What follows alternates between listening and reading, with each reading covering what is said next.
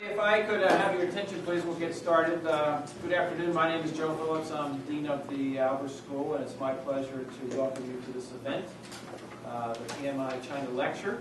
This lecture is part of a larger project with Pacific Markets International, which is a local firm that designs and manufactures food and beverage containers. And they're supporting us with a number of activities that are focused on China because they believe very strongly about the opportunities for economic engagement between the two nations. So this is really the first event of that initiative, and we're very excited to get this good start off on the series. So I'm going to turn it over to Dr. David Reed. He's going to introduce our speaker. Dr. Reed, of course, is an expert himself on China. And because he's very well connected with other scholars on China, he's able to attract a speaker of the quality that we have this afternoon. So, Dr. Reed? Thank you, Joe. Yeah, it's a great pleasure for me to be able to introduce Dr. Ilan Alon. I've known him for over 10 years, and he's still very young. And I've seen him grow. He was really just starting out when I got to know him. And at one point tried to recruit him, but missed that chance at my previous university. He's developed three strong specialities. One of them is franchising, second one is China, and the third, international education. Probably his China stream and his franchising expertise are stronger competencies on his part. And I think in the future we'll see him looking at the intersection of those two streams, and that should be a very useful and productive yield given what is happening in China. So one of his many attainments, I just looked on Amazon just before coming down, and I got about 4 pages of his books. I think at one point he asked me for some career advice, and I said, stop writing books and write for prestigious journals, which is code for those media that nobody ever gets around to reading, unless they suffer from extreme sleep problems. And anyway, he, as it happens, didn't take my advice, although he has done some of that, and he's been really prolific in the books, and he's become a Harvard scholar, and he is the kingpin in the organization that puts together the premier conference on China. It's called China Goes Global at the Harvard Kennedy School of Government, which, as it happens, is next week. So, without any further ado, I turn it over to you, my dear friends. Thank you. Yeah.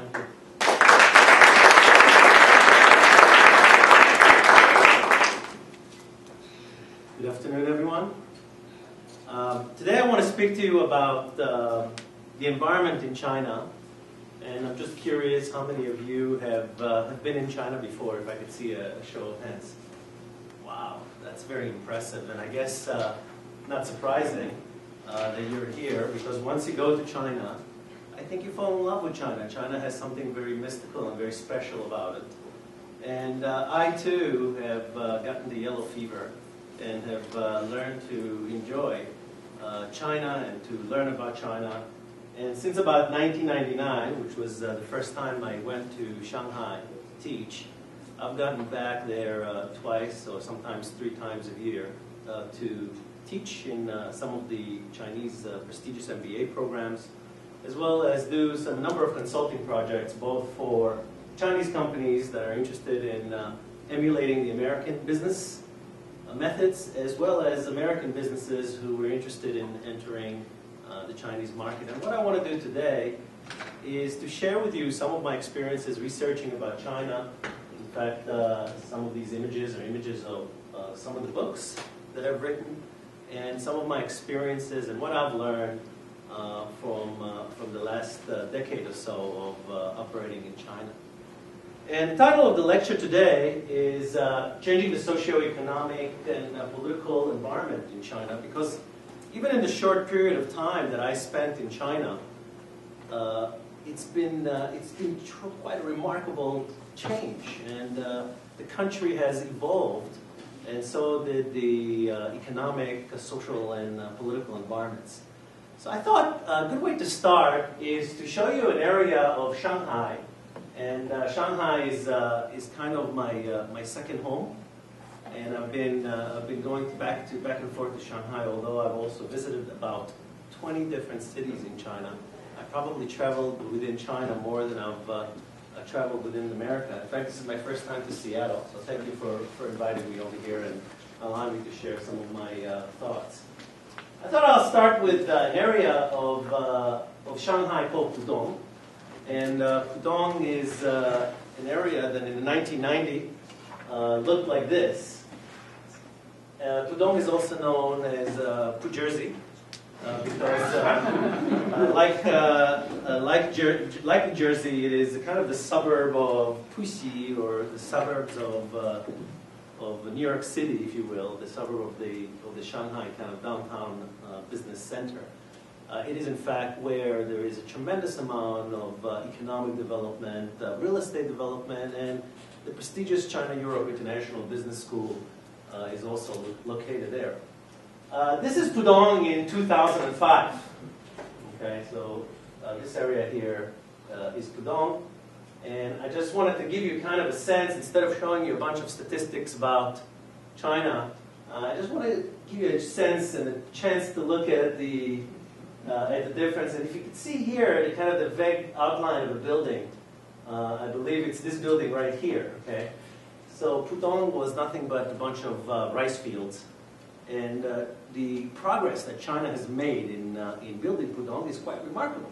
In fact, in the early 2000s, when I was going to China, one of the interesting things for me was that many of these buildings were quite empty. And I just thought, and by the way, that's about the same time they were building the Pudong International Airport. I remember going for the first time to the Pudong International Airport. It was just a magnificent structure with all these terminals. And our plane was the only plane there. And I arrived there and I said, what a waste of resources. You know, these Chinese, they just build these grand structures and they don't use them at all. Well, I was kind of wrong, actually. If you go to the Pudong International Airport today, it's one of the busiest airports in the world. It's so busy that sometimes entering China is like entering, you know, the latest Bon Jovi. Well, I guess he's not the latest anymore, but entering one of the Eminem concert. You know, waiting in line in excitement of entering the country and doing business, and the kind of excitement that is generated in the business environment in China is actually one that can be reflected in the real estate. This is Pudong 2010. And here's the TV tower in Pudong. So just take a look. From 1990 to 2005, right, 15 years, add another 5 years, and it turns out that there are more high-rises that are being built a year in Shanghai than there are in New York City altogether. I think that's just incredible. And the amount of energy, the level of energy that you get when you're there. I was just relaying to my colleague and friend, Dr. Reed, that when I'm in Shanghai, I feel like a migrant worker in a way, because I'm working from 6 o'clock in the morning to about 12 o'clock at night, and I'm making a lot of money, but at the same time, I feel like I'm not resting at all. I'm just working the entire time in the same way that a migrant worker coming from the village side, coming to Shanghai, works 80 to 100 hours a week, trying to save and earn some money to send back to his family. Only I do it maybe at a higher level of engagement. But the amount of business and the amount of action that you have in Shanghai is really contagious. And once you experience that, it just energizes you, and it makes you, I think, younger. It keeps you young because you have all that energy and all that excitement that is taking place in Shanghai and in Beijing, in Guangzhou, and most of the rest of China. And by the way, these infrastructural projects are not restricted to Shanghai. I used to think, and this is the wisdom that I received from traveling within China, is that these are not just restricted to Shanghai. These are actually projects that are going on throughout the country, and I've been to some remote places in Xi'an, in Wuxi, in Hangzhou, Suzhou, and I mean, the entire country is building up like crazy. Anybody knows what this is right here? Yeah, this is the maglev. This train picks up over 400 kilometers an hour. It takes you from the airport to the center that used to be kind of the center of nowhere in Pudong. In less than 10 minutes, you're at the center of Pudong, and from there, unfortunately, you have to take another taxi to go to wherever you need to go. But these kind of infrastructural projects are typical of China, and interestingly enough, this kind of a project was built by the Germans with German technology, and in fact, the Germans themselves don't have these kind of traits. So I think that's kind of interesting, right? That the Chinese are buying technologies from around the world that these countries that are selling to them don't even have themselves. And this is just an example of the future thinking process of the Chinese leadership. This is an example of the kind of buildings that are being put in Shanghai. And they're replacing the old hukou, the old building styles that you see over here where people just kind of hang their clothes and dry them. And they're being replaced by these humongous structures where people are packed like sardines into these huge buildings. The interesting thing is that these people, as they're moving, because they don't really have a choice, because the government says, you guys really have to move because we have to put another big building, another big development here. And they try to compensate them for Ms. Zhang here, maybe compensated for losing her apartment. The problem is that Ms. Zhang may not be able to buy a new apartment in this new building with the amount of money that she's being compensated from being removed from the old building. So there are some social pressures as a result of this development. These social pressures are manifested in economic, social, and political terms. And for example, for those of you who've been to China, I think you've all experienced the level of pollution and the externalities that are associated with this economic growth. Everywhere you go in China, you see McDonald's. And American businesses and foreign businesses have benefited from the growth of China. I would have to say that many American academics and foreign academics have also benefited from the growth of China.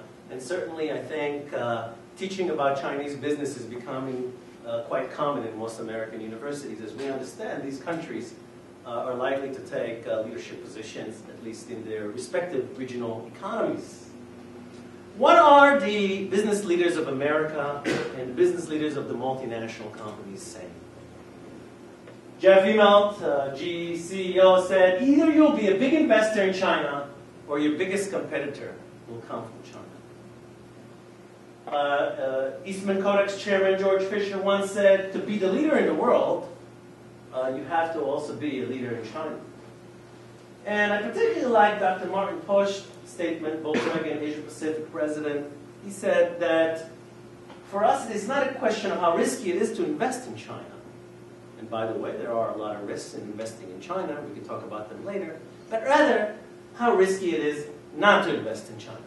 So could Volkswagen really afford not to be in China, even if the Chinese are going to expropriate, which is another word for steal, the technologies that are associated with building a machine like Volkswagen? So it's clear, at least from the corporate leaders of America and corporate leaders of Germany and other places, that China is not an option, that China is a necessity if you are to be successful as an international company, a multinational company. And if you believe some of the studies that were done, in 2003, Goldman Sachs report predicted that by 2050, the BRIC country, Brazil, Russia, India, and China, will overtake the United States and their G of 6, in other words, the G of 7 largest companies, which is, I think, very interesting proposition.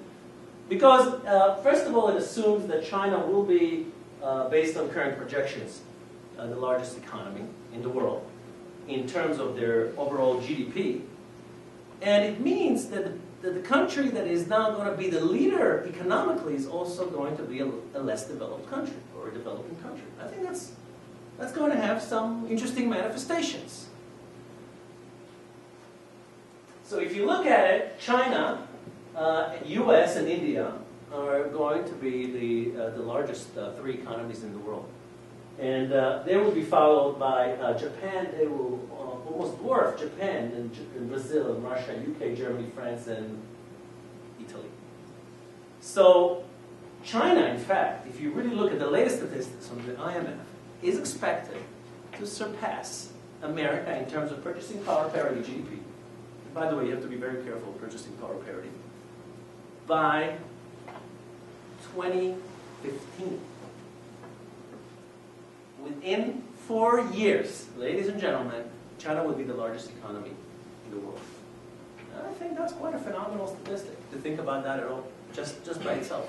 Now, of course, it doesn't mean that their personal income or that individually people in China will be as well off as they are in America. But what it does mean that there will be a certain amount of political clout, a certain amount of military power associated with countries like China. And China will become a contender on a world stage, both economically, politically, and militarily. So my research question, and what I want to talk to you about today in particular, has to do whether, in fact, you believe that China will be able to keep its status as the #1 growth country in the world.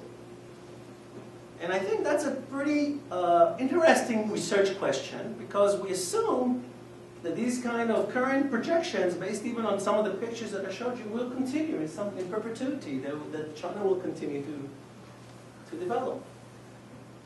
And of course, the question then comes to whether, in fact, you believe China is #1. Is China #1? Is China #1 now? How many people think China is #1? Raise your hand. One person. How many people here think that China will become #1 in the next 5 years? Raise your hand. Okay, so quite a lot of people feel that China will become #1. In fact, already, China consumes more copper, more steel, more cement than almost any other country in the world. It even eats more meat and drinks more beer than almost any other country in the world, despite the fact that the per capita beer consumption is not as high as it is in America. Well, of course, it is, after all, about 20% of the world's economy in terms of 20% of the world's population, right? So why shouldn't it also be at least 20% of the world's economy over time? But what I want to cast some doubt for is to really start thinking more deeply about governance in China, and whether, in fact, under the current governance structure, China will be able to maintain its current growth and lead the rest of the world to prosperity, in the same way that America has led the rest of the world to prosperity in the post-World War II period. I think a good understanding of where China is going to go and what is happening in China is on the basis of really understanding institutions. Okay, you have to understand institutions. So what are we talking about when we talk about institutions? We're talking about the rules and the norms and the values and the assumptions about what is acceptable behavior. What is the social constructed reality, if you will. The shared interactions that people have. And in a sense, these institutions enable us to trust each other, to be able to transact with one another under some shared assumptions. And so to understand economic growth and to understand the global political economy, we truly have to understand the role institutions play. Institutions have long been known by institutional economists as being the key determinant for economic growth. And if you look at institutions, they also affect things like technology standards, right? If we wanted to all watch the same DVD, we have to have certain standards, technology standard. Well, how are we going to watch it? Well, we have to have some shared standards that we all could agree to, that this is the way the CD will be formatted so we can all listen to it. Or this is the way the DVD will be formatted so we can all watch the same kind of movies.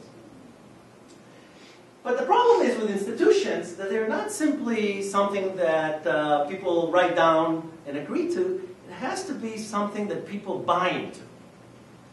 So in order for an economy to function, in order for technology to work, you have to have everyone agree that this is the model, or this is the method, or this is the technology that we will all use so we can communicate with one another, so we can trust one another, so we can have the common understanding of each other's behaviors and motivations. Good example is sports. How many here watch sports on a regular basis? Okay, just about everyone. Now in sports we have institutions, right? What are the institutions that we're talking about in sports? What do we have? We have rules, right? I mean, if you were to go and play soccer and you just remove these rules out of the way, okay, you say, forget the rules of soccer, we're going to do whatever I want to do. The goalie comes out to get the ball, you just kick the goalie, you know, he goes on the ground and you can score a goal. Not a bad idea. If the purpose is to score goals, then why not get the goalie out of the way so I can score a goal? Of course, that wouldn't be a fair game, right? So we establish rules. Well, the ball has to be within certain confines, and we also have something called a referee. And if you kick the goalie inappropriately, then the referee will give you a yellow card, a red card, kick you out of the game. You'll never be able to participate again. And there is a chance that we can play only if we follow certain rules. If we follow certain acceptable behaviors. In businesses, we have the concept of property rights. The reason, for example, companies want to invest in R&D is because they believe that if they have good R&D that leads to good patents, these patents will be protected under the law. And if they aren't going to be protected under the law, where is the incentive to invest in new technologies if they don't have an opportunity to then make money out of these technologies?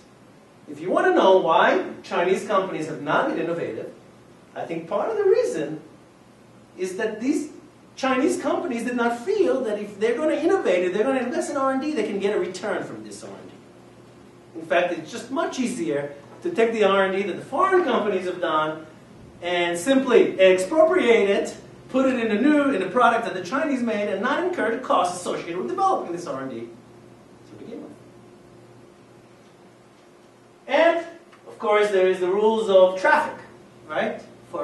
Think about how important it is for us to have things like traffic lights, and things like a stop sign, and things like a crossing road, right? All these things have allowed us to all go into the road, and because we have shared understanding of what these different signs mean, and because we all follow these different signs, we're able to then drive together with minimal number of accidents and still function as a society using the vehicle as a transportation mode of transportation.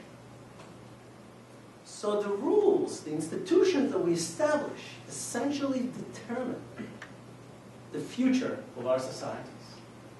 So I think one of the important things to understand is what are the institutions that govern China today, in order for us to understand where China will go into the future. So China, despite the rapid growth in car sales, in fact, has more fatalities and accidents per mile than almost anywhere else. Well, why is that? Well, for those of you who have been in China, you probably have seen how the roads function. Oftentimes, it is quite difficult to see how these roads even function to begin with, because many people don't follow the rules, right? So in fact, in China, you may see somebody who's 45 years old driving a car. You assume this person is, 28 years experience on the road. But in fact, that somebody may have only gotten their driver's license last year. So they're 45 years old. They're old in a sense of age, but in terms of experience, they're quite young. And I think this is what characterizes China today. China is both one of the oldest nations in the world and one of the youngest nations in the world at the same time. People always talk about the 5,000-year history of China. But at the same time, China only has about several decades worth of economic activity. People say that 1976 is when the economy opened up. The reality is, China did not start developing until about early 1990s. So if you think about it, China only has about 20 years of experience with modern capitalism. I think that's something that is very important to understand. Because as we look at these modern institutions governing intellectual property, for example, they seem to mirror some of the things that we have in the West, but yet the practice does not follow what is written. China, you could think about the Chinese institutions as, again, using the road as an example. China has these beautiful roads. Beautiful roads, right? They're putting in train systems everywhere, rail everywhere. They're putting in beautiful highways. But they don't have a lot of people who are good drivers. And they don't have a lot of people, well, you've seen the accidents that have recently happened in the train systems in China. Because the hardware is good, but the software is lacking. The laws seem nice on paper, but the people buying it is still not there. That's why, even though they believe in, they have the same intellectual property laws, in fact, you can buy DVD still today in Shanghai for $1 on the street. And you can buy any of the Microsoft products for a fraction of what you can get them here in the United States. And if you want some video games, you can get them also for a fraction of what you can get in the States. Because it's just simpler. It's easier to leapfrog by copying what already the West invested a lot of money in, and to sell it for a fraction of the price without incurring the costs associated with developing this technology to begin with. This guy, his name is Xiaoming Li. I don't know how many of you remember him, but in 2001, Xiaoming Li crosses over from Hong Kong, where he was a professor, to the mainland China area, and immediately gets arrested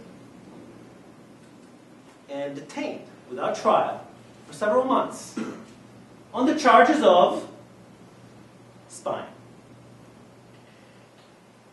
Xiaoming Li is a professor who, in fact, is quite prolific, writes many books and many articles, has some very strong ideas about the development of institutions in China, and is very critical of the Chinese Communist Party. Why was Xiaoming Li arrested? Is he a spy for Taiwan and America? Or is he somebody whose ideas resonated so strongly with the Chinese government, it scared them so much that they decided to oust him, after many pleas of the American Congress and government to release him? Because he, by the way, is also an American citizen. He eventually was released and took a job in Old Dominion University, where he's currently a full professor at the university, teaching business and economics. So I thought I'll let you see Xiaoming Li. I've asked him, when I did my first book on China, back in 2001, I've asked Xiaoming Li to write a foreword to my book. In fact, it was a book that was an output from a conference that I put together that, in fact, David participated in back in Rochester. And this particular book looks at the importance of culture and institutions on Chinese economic development. And here's what Xiaoming Li had to write, and I will quickly show you this page, because I thought that he said it better than I could, and I can simply read some of what he said. He said, "When economies, including both markets and firms, expand from local to national and international in scope, relation-based governance becomes inefficient due to the high marginal cost of developing and maintaining relations. And a society must invest to establish better rules that are more impartial, fair, transparent, and efficient. China is now undergoing such a transition. However, the transition is not easy nor smooth. It is disruptive and oftentimes confusing and chaotic. For example, in Beijing, you would notice the coexistence of a traffic police officer, relation-based, and an automatic traffic light, rule-based, in the same intersection, both giving direction to traffic. What is worse is often they're not consistent. People are confused as to which one to follow. I would follow the police, as I learned painfully. One of the features of the transition is that laws remain ink on paper and are not impartially and efficiently enforced. Inexperienced investors reading these laws, most of them are adopted from mature economies such as Taiwan, view the transition as presenting opportunities to invest. While some insiders view the transition as opportunities to loot. Our knowledge of this transition is critical to our understanding of what is happening in China today. Two wonderful scholars wrote two very interesting books, and both of them have visited my university recently.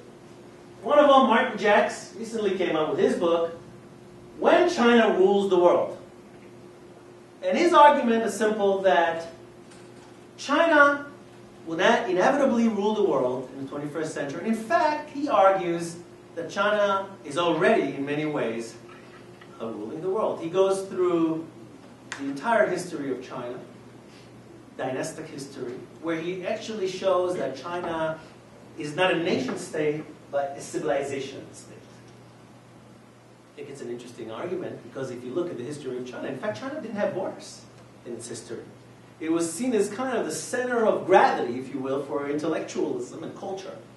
And as it expanded from the center outwards, eventually it kind of dwindled, and all the kind of surrounding nations around it essentially were tributary states that had to pay their respect and honor to Chinese dynasties. In contrast, Gordon Chang wrote a book called The Coming Collapse of China. In his book, he claims that China governance is so bad that ultimately will lead to riots, ultimately will lead to people rejecting the Communist Party and overthrowing the party, to the demise of the nation state as we know it today, which will, in his opinion, hopefully morph into a more modern, democratic nation state, similar to the one that we see in the West today. Which one is right? Is Martin Jacks right? Or is Gordon Chang right? Which one has the right answer? Well, at least for now, most of you believe that Martin Jacks is the guy that is right. Because when I ask you how many people think China will rule the world in 5 to 10 years, just about everybody in this room raised their hand. And I think part of the reason of your bias is because you are bombarded daily by the Wall Street Journal and the Business Week about how great things are in China and how quickly this economy is emerging and developing. And it's true. I will not deny it. But what is the fundamental underlying institutions on which this growth is currently based? And in my argument, this growth is currently based on a catch-up model.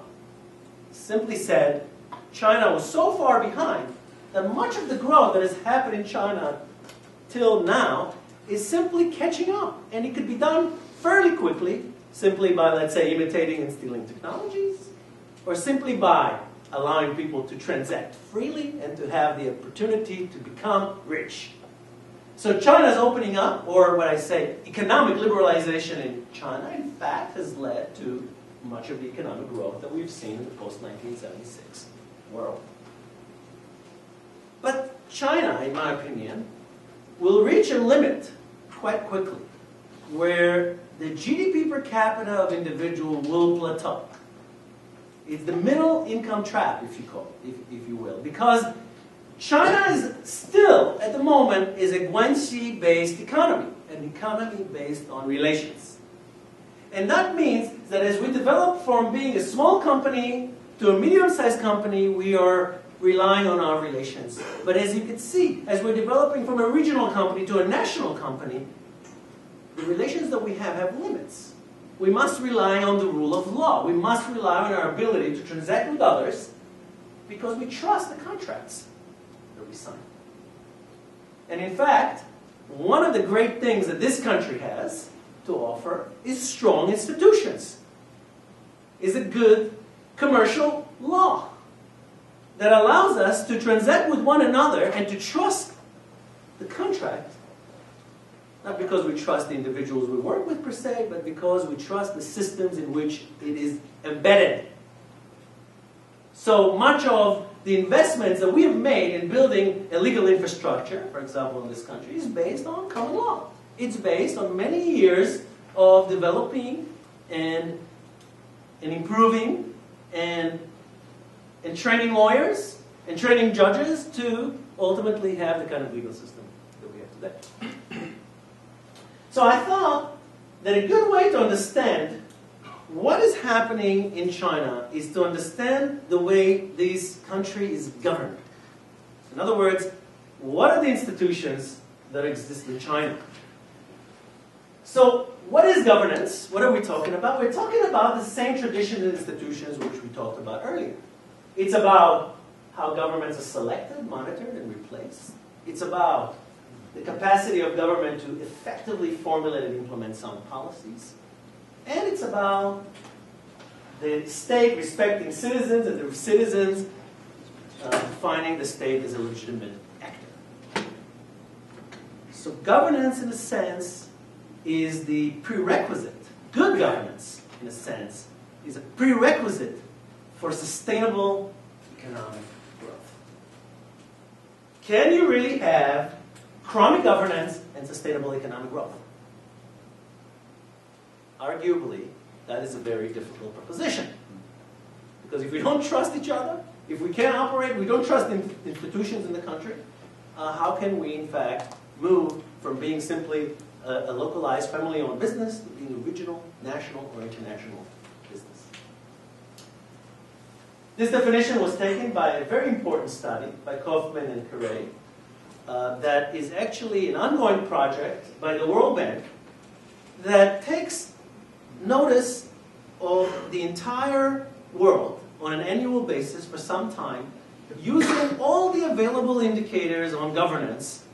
The World Bank has factor analyzed all these data and has, as a result of that, developed 6 indicators that it believes are reflective of the governance in various countries. And by the way, they didn't just do it for China, they do it for the entire world.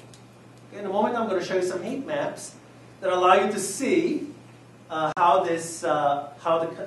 different countries could be compared right now, and then we'll look at how China has evolved over time, and then we'll make some propositions or hypotheses about the future development of China.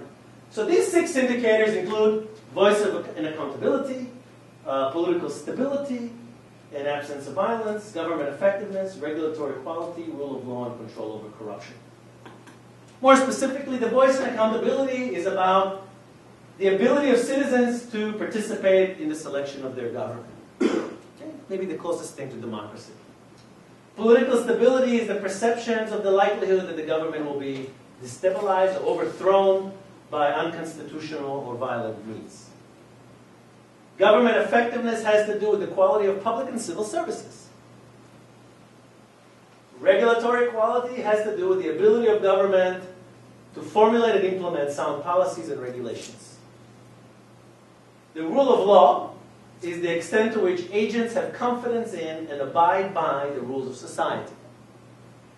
And finally, control over corruption is the extent to which public power is exercised for private gain. These 6 indicators, ladies and gentlemen, are the 6 indicators that resulted from the factor analysis of every kind of data that is currently available on governance around the world over time. And the World Bank is continuously monitoring every country in the world over time to see how countries change over time.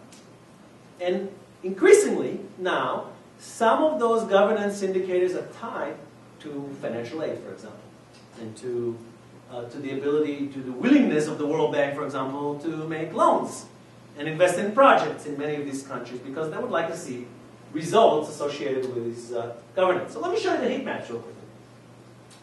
The heat maps I'm about to show you for the 6 indicators range from a deep green, like Canada here, which means that the country is in the 90th percentile of performance. The light green is 75th to 90th percentile, The yellow and orange, you're somewhere between the 25th and the 75th percentile. And if you are some kind of a red shade, you're in the absolute bottom of the world in terms of that dimension. Well, how does China perform in terms of voice and accountability? By the way, if you want, you may want to look at Brazil, Russia, China, and India, so-called BRIC countries, to kind of get a sense of how much of it is hype and how much of it is real reality in terms of what is happening in the economic spheres of these countries. Well, in terms of voice and accountability, China is as bad as many of the sub-Saharan African countries. It's just dreadful. Okay. What about political stability? It's okay. It's better than Russia, but it's certainly not where Western Europe, America, and Canada are. Okay, government effectiveness must be pretty good. It's kind of in the middle, but it's not outstanding. And in fact, compared to Western Europe and America and Australia and even South Africa, it's got ways to go. What about regulatory quality? Well, it's about the same level as India and Russia. But again, we're talking about the 25th to the 50th percentile among the various countries around the world. Well, the rule of law? Again, not so good.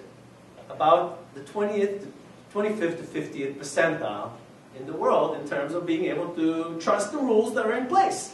The so-called intellectual property laws as an example. What about corruption? Well, despite executing regularly people accused of corruption, corruption is still a problem in China and it hasn't been solved yet, despite the increasing efforts by various government agencies to stem the flow of corruption. In fact, China is among the worst countries in the world in stopping corruption. So, you may want to say, well, Professor Alon, this is very nice, but what we really want to look at is how things have changed over time. Because as long as things are improving, even if they're really bad, maybe we will see improvements. So I'm going to show you some statistics about how these things happen over time. We have from 1996 to 2008. Okay? Where 2008 is on the top, 1996 is on the bottom. And if you look at the trends in voice and accountability, well, it's not getting much better, is it? And this is a good number of years we're looking at, right? Over a decade. What about political stability? Not really much better either. What about government effectiveness? Well, it's a little bit better than most of the world's economies, but still not on par with what we would expect from a world leader. And we don't see any major improvement either. What about the regulatory quality? We actually see a decline in the regulatory quality over more than a decade. The rule of law, hopefully there's some changes there so I can sell my intellectual property and not have to worry about it being expropriated. Well, it doesn't look like we've made a lot of improvements on that front either. So, certainly there must be some improvements in corruption, control of the corruption over the last 13 or so years. In fact, it's gotten worse. Corruption has gotten worse. Chasing money is clearly for private gains using public means is still a big issue in China. So what I want to say is a key takeaways is that whether China will rise or fall, whether China will rule the world or collapse, is not deterministic. It really depends on China. It depends whether China is willing to make the tough choices of improving their governance in years to come. Now, granted, many of these indicators are lagging indicators. Okay, it takes time before they will show their impact. But clearly, the voice and accountability is one of the weakest areas of China. And the Communist Party's challenge would be how to let go of control so that they're more legitimate, that they're more accountable to their citizenry. Economic growth has limits, if it means that we have to choke to death because of the pollution. I mean, there's so much we can grow continuously dumping chemicals illegally because the government looks the other way. Of course, it means that some individuals will suffer. But do these individuals then have a stake at being able to challenge the government in their actions? At the moment, they don't. China must make improvements to its governance or institutions, or it will reach a trap of growth. It will find itself at a GDP per capita of about $14,000, between $11,000 to $14,000. It will stabilize and will be able to go no further. What is the incentive of companies to, for example, invest in R&D? I work regularly with Chinese companies, and I find that they're unwilling to invest in R&D. Because if they invest in R&D and they're operating in a particular industrial cluster, the competitor can simply pay several $1,000s to one of their engineers to take the plans and to move them over, to transfer them, hand them over to the competitor for a few $1,000s. So invest millions of dollars, and then for a few $1,000s, your competitor is simply going to take the blueprints and manufacture the same exact technology without having to make the investments in the R&D to begin with. China will be expected to play by the rules of the game. China joined the WTO. China said that they want to be part of the world institutions that currently exist.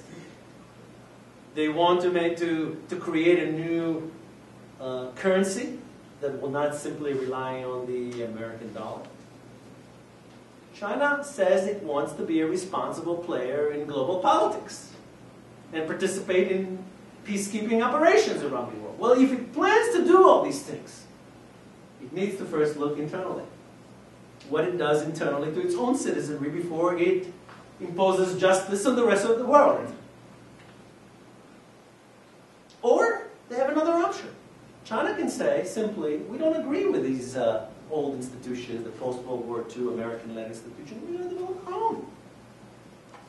We're going to decide that what we need to do is to develop Chinese-centric institutions and hope that the rest of the world will join in.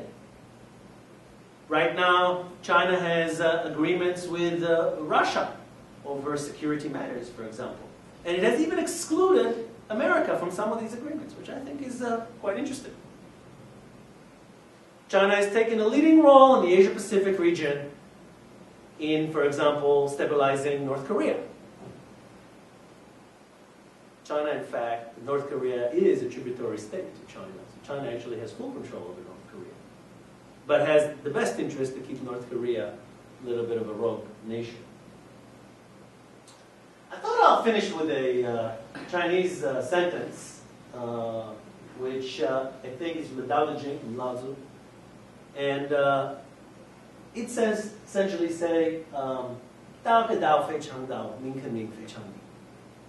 So the way that could be explained is no longer the way. The name that could be named is no longer the name. And what I mean, why I finish with this quote is in fact because much of what we see in China today is evolving so quickly that even the Chinese in China are not able to keep track of all the changes that are happening. It's very difficult to figure out what is happening. And China is not one country, despite what the country keeps saying. Saying, you know, one country, two systems. Well, in fact, we have many Chinas. There is China that is Shanghai, and there's China that is Wuhan, and there's China that is Hong Kong, and there's also China that is Taiwan. And these Chinas are very different Chinas. They have different institutions, they have slightly different cultures, and they certainly have different economic development paths because of many of the things that we talked about. Thank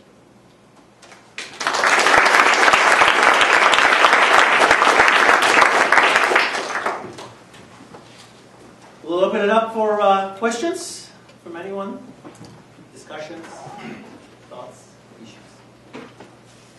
China is kind of notorious now for stealing for using somebody else's technology and intellectual property. But at the same time, if you look at the number of patents applied and granted, China 2008 is number 3 in the world. But actually, it looks like a lot of innovation seems to be going forward there too. So I think that's the big gamble, okay, the big bet, if you will, is whether in fact it is for the best interest of China to develop good institutions that will allow you to protect, monitor, and enforce intellectual property.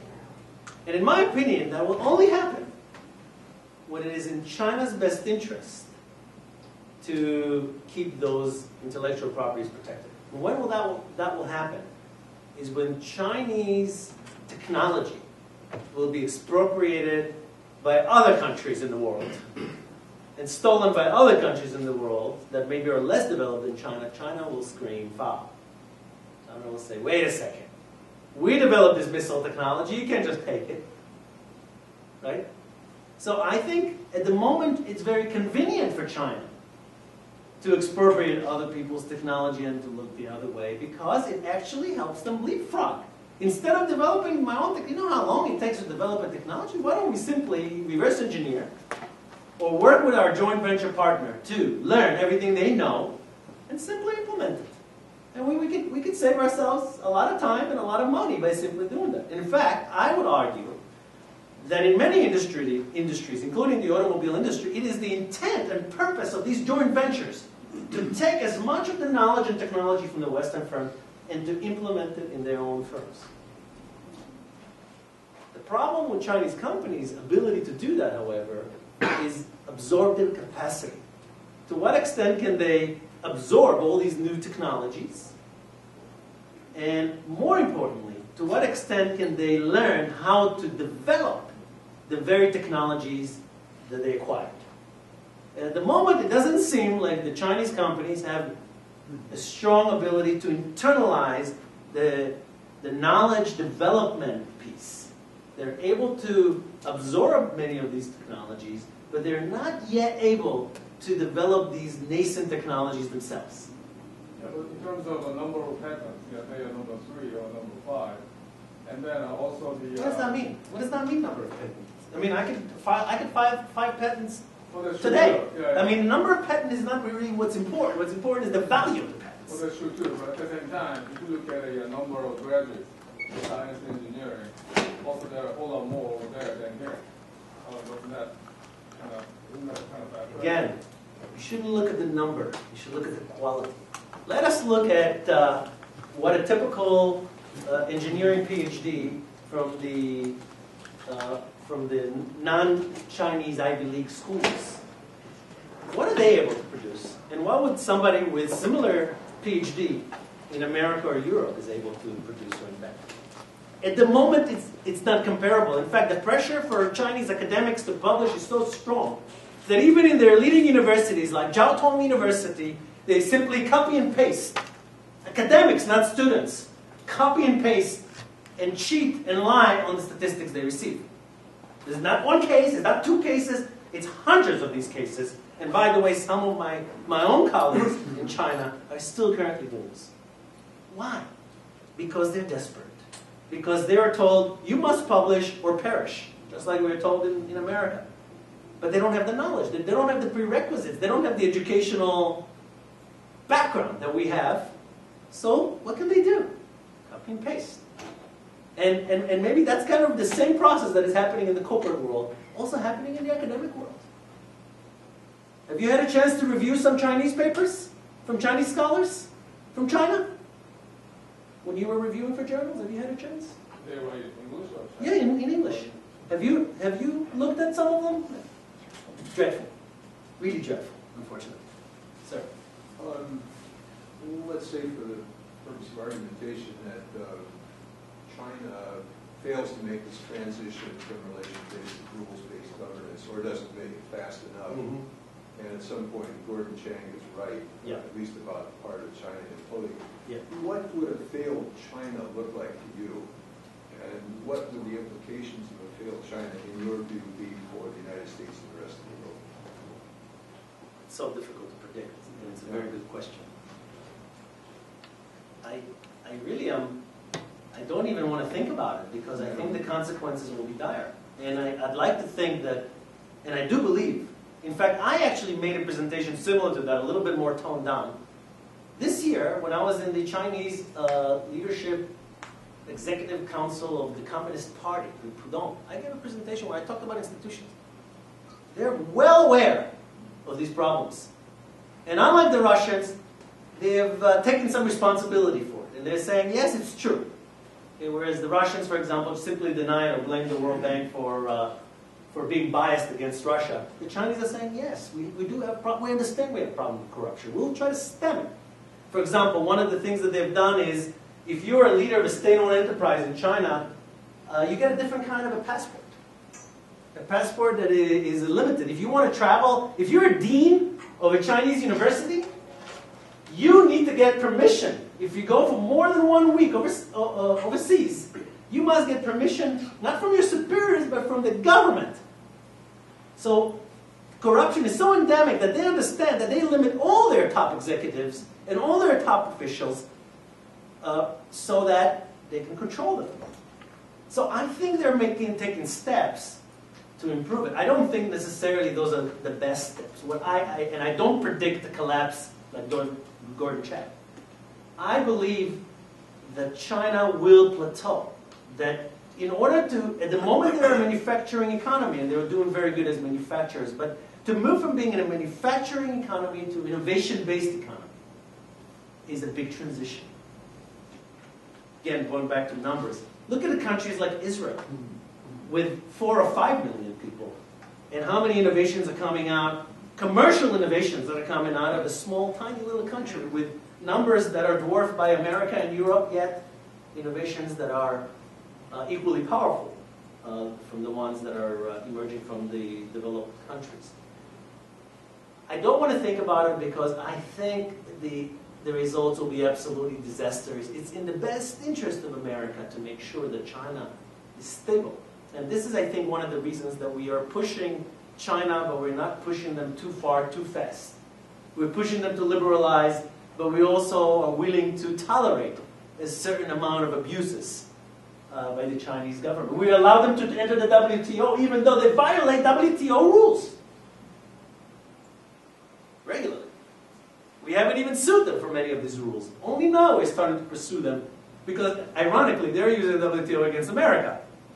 And some of the tariffs we put on some of their products is not legal from the other WTO rules.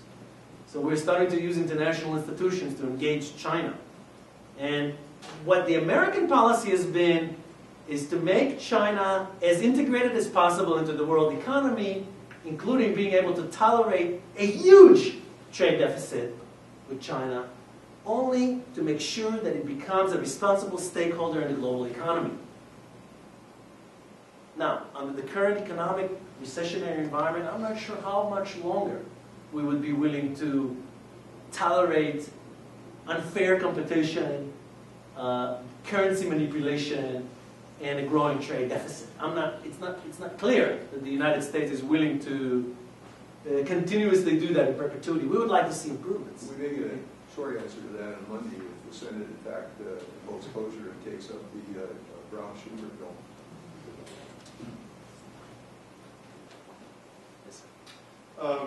Couple of questions. Last night at the Chinese embassy in D.C., my business partner, and Joe, you might be interested in this, my business partner is president of the Maryland China Business Council, and he was at the reception. He said the comments by the Chinese ambassador was very poignant at really telling the United States, back off. Leave us alone about Taiwan. Leave us alone, about all these issues. And almost verbatim said, remember who owns your debt. And then in the same sense said, we have money to borrow, or your friend. So with that, he said for all these years he's been involved in U.S.-China relations, that really the Chinese are either standing up for ourselves or swinging at the U.S. So the question I want to pose is that what kind of relationship does China want with the United States? What do they see as the relationship? Yeah. And what actions are they taking? I mean, here we've got a verbal debate going on, and we always have that. And then we mentioned the Seattle Times article about Gary Locke and some of the hits that he's been taking in the media. So where's that? And I want to throw out just real quick. Second question is, after World War II and the U.S. economic strength as it gone beyond borders and across continents, we were pushing democracy. We weren't just focusing on economic development, but politically. Yeah. China's a little bit different. We talked about it yesterday about its economic influence. Yeah. And a little bit of politics. But let's assume that China is going to be number one. It's going to be number one 10, 20, 30 years from now. Sure. What will its influence be hypothetically, or where do they think their influence is going to be? I mean, are they interested? I don't think they're interested in putting a Chinese-style government in Zambia, the way the United States has been trying to put, or Zimbabwe, by a better example, the way we've been trying to put democracy. What is their perspective?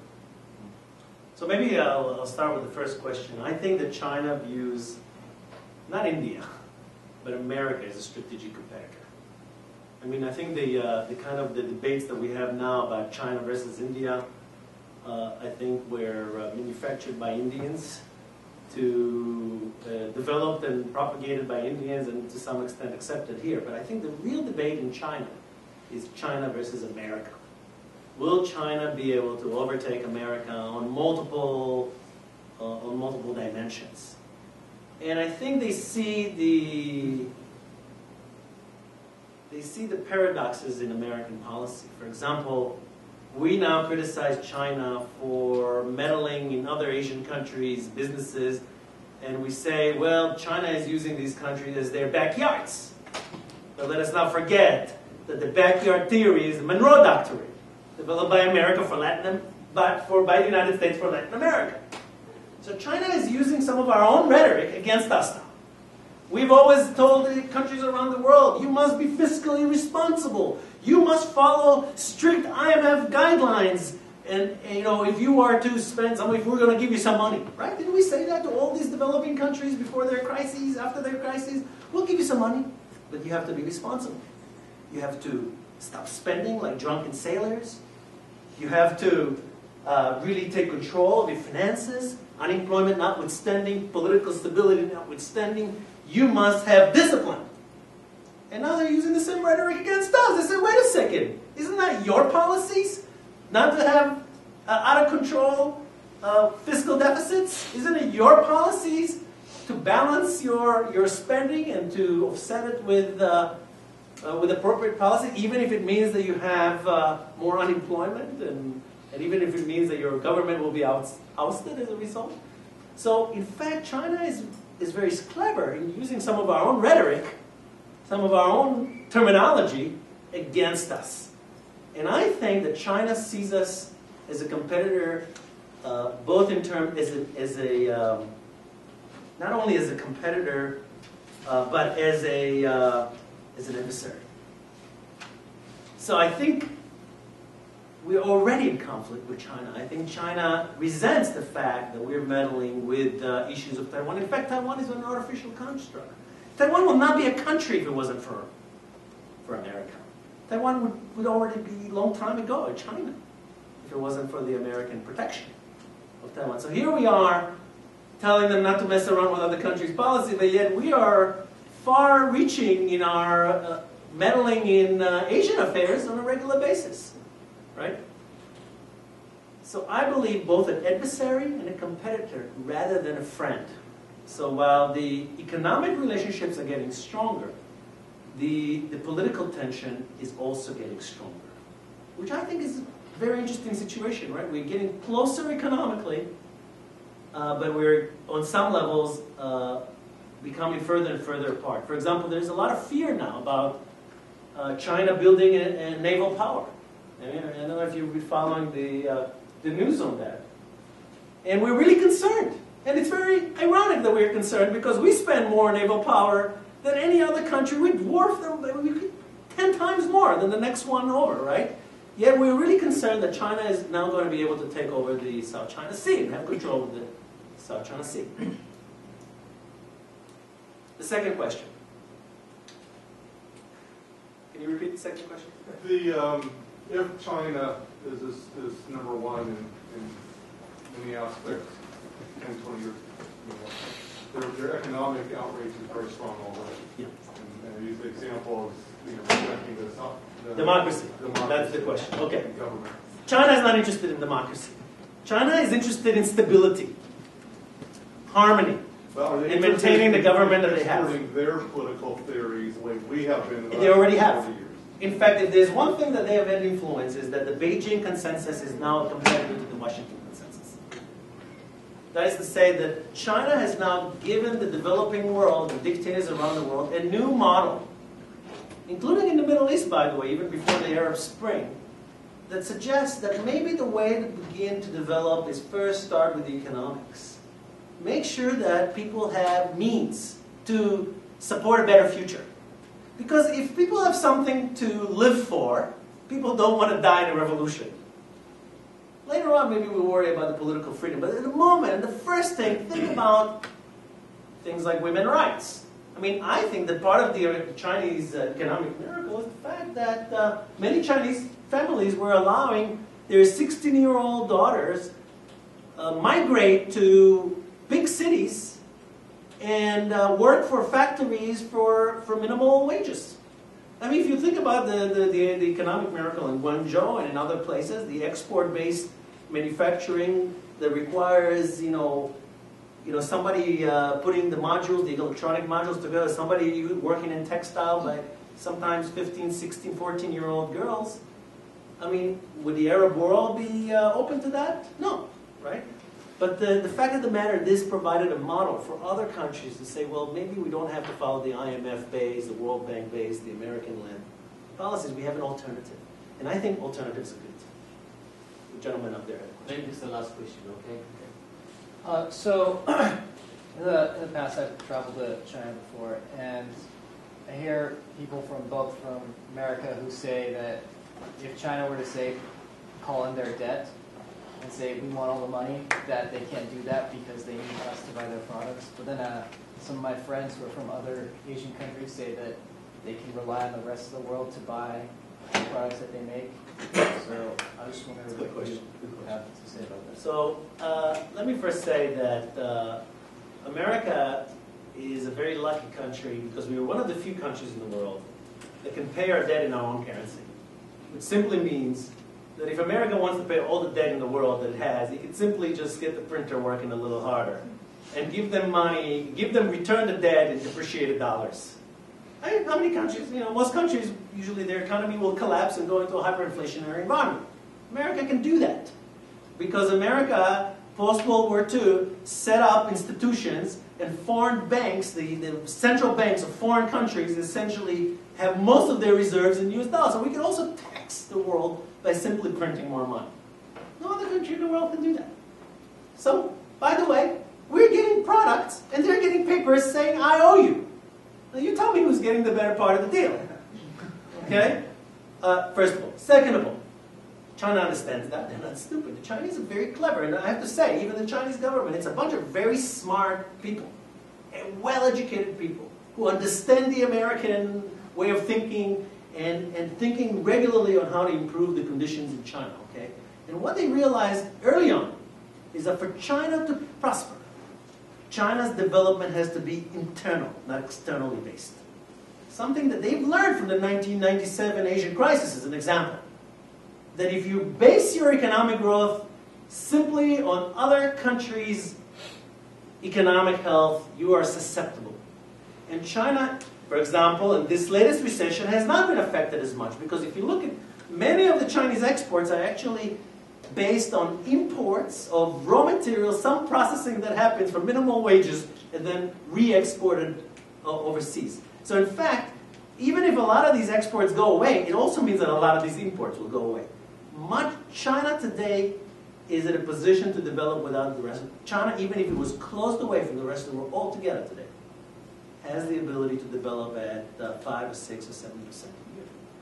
In fact, only 2 or 3% comes from international trade and international business. What is happening in China now is unprecedented. In the 21st century, has only one equivalent, and that is the Industrial Revolution in America. China is going through an industrial revolution of its own.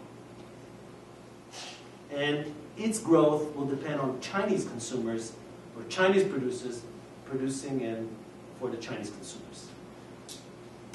Okay, thank you. Thank you.